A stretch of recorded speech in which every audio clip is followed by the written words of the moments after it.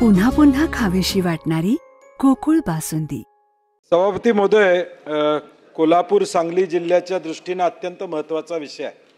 अलमट्टीच्या उंची संदर्भात सातत्याने चर्चा त्या ठिकाणी होते आणि मधल्या काळामध्ये काही निर्णय अलमट्टीच्या संदर्भात झाले। आपण उत्तरात पहिल्या पानावर मंत्री महोदय, लवाद 2च्या सन 2013 मध्ये जाहीर केलेल्या निवडीनुसार कर्नाटक शासनास अलमट्टी धरणाची उंची 524.256 मीटर पर्यंत वाढवण्यास परवानगी दिली आहे। तथापि सर्वोच्च न्यायालयाने 16/9/2011 रोजी लवाद 2च्या निर्णयास स्थगिती दिली। मला हे प्रिंटिंग मिस्टेक आहे का काय माहीत नाही, कारण की 13चा निर्णय आणि 11ला स्थगिती हे मला त्याचा खुलासा काय झाला नाही, परंतु त्याला पुढे स्थगिती किंवा काय आपण मागच्या वेळी देखील याच सभागृहामध्ये मंत्री महोदय आपण सुप्रीम कोर्टामध्ये या ठिकाणी जाणार असं सांगितले। आंध्र प्रदेश तेलंगणा गेले ते पाणी वाटपाबद्दल सुप्रीम कोर्टामध्ये गेलेला आहे।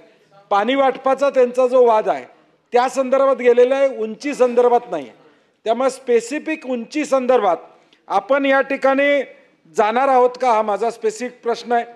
नॅशनल इन्स्टिट्यूट ऑफ हायड्रोलॉजी उत्तराखंडचा अहवाल कधी मिळणार, आम्ही गेले 2-3 वर्ष वाट बघतोय त्याचं, कधी तो अहवाल मिळणार, त्याचा खुलासा आपल्याकडून व्हावा। केंद्रामध्ये बैठका 2 वेळा तारखा ठरल्या, परंतु त्या बैठका झाल्या का नाही याचा खुलासा होणं त्या ठिकाणी गरजेचं आहे।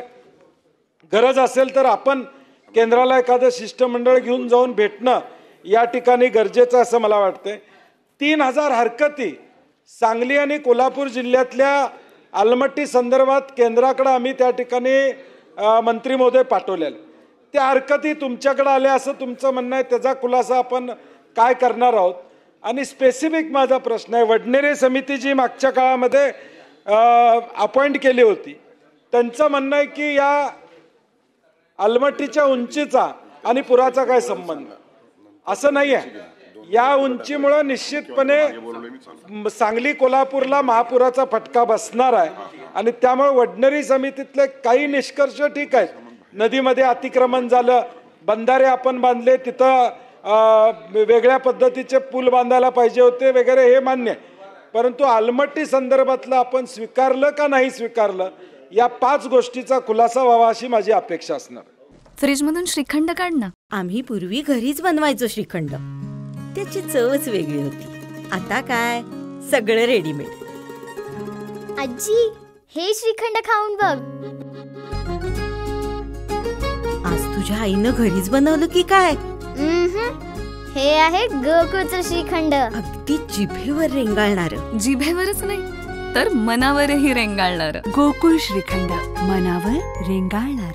ताज्या बातम्यांसाठी आरके न्यूजच्या YouTube चॅनेलला सबस्क्राईब करा आणि बेल आयकॉन प्रेस करा।